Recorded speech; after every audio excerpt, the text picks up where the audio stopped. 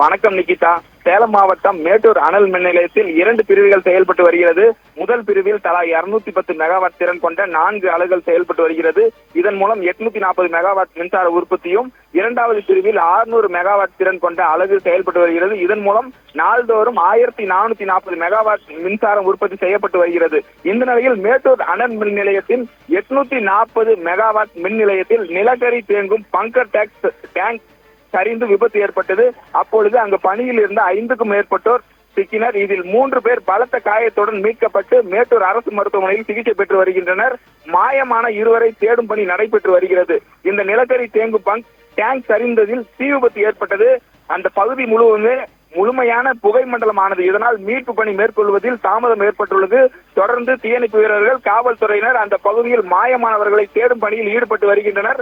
அனல் மின் நிலையத்தில் நிலக்கரி டேங்கர் சரிந்து விபத்து ஏற்பட்ட சம்பவம் பெரும் பரபரப்பை ஏற்படுத்தி உள்ளது. தொடர்ந்து அந்த பகுதியில் உள்ள பணியாளர்கள் வெளியேற்றப்பட்டு மீட்பு பணி நடைபெற்று வருகிறது. நிகிதா.